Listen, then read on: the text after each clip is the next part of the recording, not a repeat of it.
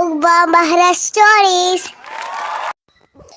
اماں جان، اللہ کا بہت شکر ہے کہ آپ واپس آ گئی ہیں، اور 1 مہینہ آپ نے ہمارے بغیر گزارا، ہم نے آپ کے بغیر گزارا۔ وہ تو پھپھو تھی، انہوں نے ہمارا بہت خیال رکھا، لیکن آپ نہیں تھی، آپ کی پیاری پیاری کہانیاں نہیں تھیں۔ آپ بتائیں نا، اب نانا ابو ٹھیک ہے؟ جی بیٹا، نانا ابو اب کافی بہتر ہیں۔ بس بیٹا، آپ دونوں کو میں لے جاتی اپنے ساتھ، لیکن آپ کے سکولز ہیں، پھر قرآن پاک کا سبق ہے، ان سب میں حرج آ جاتا ہے۔ اور یہ تو بہت اچھی بات ہے کہ پھپھو نے آپ سب کا بہت خیال رکھا اور آپ نے ان کو اچھی طریقے سے رخصت بھی کیا۔ تو بچوں، اب میں خیریت سے آ گئی ہوں۔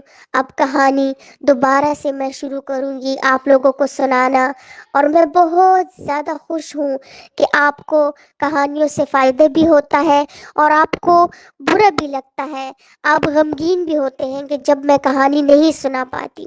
تو بچوں، آج میں جو کہانی سنانے جا رہی ہوں وہ ایک بادشاہ کی اور ایک وزیر کی کہانی ہے۔ بچوں، کہانی کچھ یوں ہے کہ ایک دفعہ کا ذکر ہے کہ بادشاہ اپنے دربار میں بیٹھا تھا اور وزیر کو اس نے بلایا۔ وزیر جب تشریف لایا دربار میں تو بادشاہ سلامت نے اسے دریافت کیا کہ اے میرے وزیر، کل رات کو میں بہت زیادہ بے چین تھا اور میں نہیں سو پایا، کیونکہ گیدڑوں کی آواز نے مجھے پاگل کر دیا تھا، اور بار بار ان کی آوازیں مجھے بہت زیادہ ڈسٹرب کر رہی تھی۔ میں وجہ جاننا چاہتا ہوں کہ گیدڑ کیوں ایسی آوازیں نکال رہے تھے، کیا وجہ تھی؟ اس لیے میں نے تمہیں بلایا کیونکہ تم میرے خاص آدمی ہو۔ تم نے یہ معلوم کرنا ہے کہ کل رات کو ایسی کیا بات ہوئی۔ ویسے بھی گیدڑیں آواز نکالتے ہیں، لیکن ایسی آوازیں کہ پوری رات انہوں نے مجھے سونے نہیں دیا۔ وزیر نے کہا کہ بادشاہ سلامت، وجہ تو بہت زیادہ عام سی ہے، چھوٹی سی وجہ ہے، اور وجہ یہی ہے کہ کل رات گیدڑ اتنی آوازیں اس لیے نکال رہے تھے کیونکہ وہ بھوکے تھے، اور بھوک کی وجہ سے وہ فریادیں کر رہے تھے، اور پوری رات وہ نہیں سو سکے۔ جیسے ہم انسان ہیں، جب ہم کھانا نہیں کھاتے تو ہم بھی پوری رات بے چین ہوتے ہیں، اسی طرح وہ بھی بے چین تھے، ان کو بھی کچھ نہیں ملا کھانے کو۔ بادشاہ نے جب یہ بات سنی تو بہت زیادہ فکر مند ہوا اور کہنے لگا کہ تم رات کو ہی آ جاتے۔ لیکن وزیر نے کہا کہ رات کو مجھے مناسب نہیں لگا کہ میں آپ کو ڈسٹرب کروں، اور مجھے یہ لگا کہ ہو سکتا ہے کہ گیدڑ کی آوازوں سے صرف میں ہی جاگ رہا ہوں، آپ سو رہے ہوں۔ بادشاہ نے کہا چلو، جو ہوا سو ہوا، لیکن اب آج تم نے یہ کرنا ہے کہ میں تمہیں بہت زیادہ راشن دوں گا، اور وہ سارا کا سارا راشن تم نے گیدڑوں کے سامنے ڈالنا ہے، تاکہ وہ آج رات کو خوب پیٹ بھر کر کھانا کھائے اور ان کو سکون کی نیند آئے اور وہ فریاد کرنا چھوڑ دے۔ وزیر نے کہا ٹھیک ہے۔ بچوں، یہ تو معمول تھا بادشاہ کا، وہ بہت ایماندار بادشاہ تھا، اس لیے اس کا یہ معمول تھا کہ رات کو بچہ کچا کھانا وہ گیدڑوں کے سامنے ڈلوا دیتا تھا، جانوروں کے سامنے ڈلوا دیتا تھا۔ لیکن اس دن شاید ہو سکتا ہے کہ کھانا بچا نہ ہو، اس وجہ سے کھانا اس نے نہ ڈالا ہو۔ خیر، جب رات گزر گئی، دن گزر گیا، اور سب کچھ کھانا پینا جتنا بھی تھا بادشاہ نے جو عطا کیا وزیر کو، وزیر نے وہ تمام کا تمام کھانا اپنے رشتہ داروں میں بانٹا، اور اپنے دوستوں میں بانٹا، اور اپنے گھر والوں میں بانٹا، اور یہ کہا کہ یہ کھانا تو بادشاہ نے مجھے دیا تھا، لیکن میں نے یہ سوچا کہ میں اپنے تمام رشتہ داروں کو یہ بانٹ لوں۔ رشتہ دار بھی خوش ہوئے اور وزیر کا ایک مقام بھی ان کے سامنے بنا۔ پھر کیا ہوا، رات آئی اور رات کو اسی طرح معمول رہا، گیدڑوں کی وہی آوازیں تھیں۔ صبح کو جب بادشاہ سلامت دربار میں تشریف لائے تو جلدی سے وزیر کو بلوایا اور وزیر سے پوچھا کہ کل رات کو میں پھر بے چین تھا، کیونکہ تمام رات گیدڑ اسی طرح ہی آوازیں نکال رہے تھے، اور میں اسی وقت ہی تمہیں بلانا چاہ رہا تھا، لیکن پھر میں بھی یہ سوچنے پہ مجبور ہوا کہ جیسے تم نے میری نیند کا خیال رکھا، اسی طرح میں نے بھی تمہاری نیند کا خیال رکھا۔ لیکن وزیر نے کہا کہ بادشاہ سلامت، میں بھی نہیں سو سکا کیونکہ پوری رات گیدڑ اسی طرح ہی آوازیں نکال رہے تھے۔ بادشاہ نے پوچھا کہ تمہیں جو میں نے کھانا دیا تھا وہ تم نے نہیں ڈلوایا تھا؟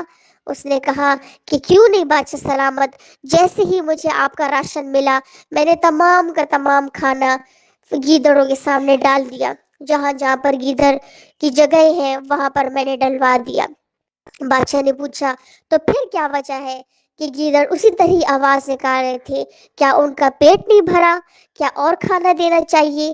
وزیر نے کہا کہ بادشاہ سلامت، آپ نے تو اتنا کھانا دیا کہ 5 6 7 کیا پورا مہینہ ہی ان کا کام چل جائے، لیکن ظاہر بات ہے اور جانور بھی ہوتے ہیں، تو ہو سکتا ہے کہ ایک ہی دن میں انہوں نے کھا لیا ہو اور کھانا ختم ہو چکا ہو، لیکن ایسی بات نہیں بادشاہ سلامت، وہ بھوکے نہیں تھے، وہ پیٹ بھر کے سوئے، لیکن وجہ یہ تھی کہ کل رات کو بہت زیادہ سردی تھی اور ان کو سردی لگ رہی تھی، اس وجہ سے وہ نہیں سو پائے۔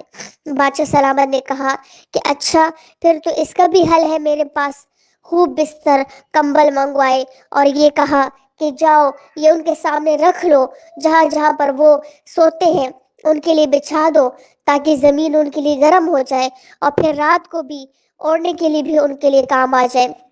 وزیر گیا اور صبح صبح ہی تمام کمبل بستر بانٹ دیے، رشتہ داروں میں تقسیم کیے، دوستوں میں اور اپنے گھر والوں میں۔ حسب معمول رشتہ داروں نے پھر سوال کیا تو اس نے یہی جواب دیا کہ مجھے بادشاہ سلامت نے یہ میرے لیے عطا کیا، لیکن میں یہ سوچنے پہ مجبور ہو گیا کہ میرے ساتھ ساتھ تو میرے رشتہ دار بھی ہیں۔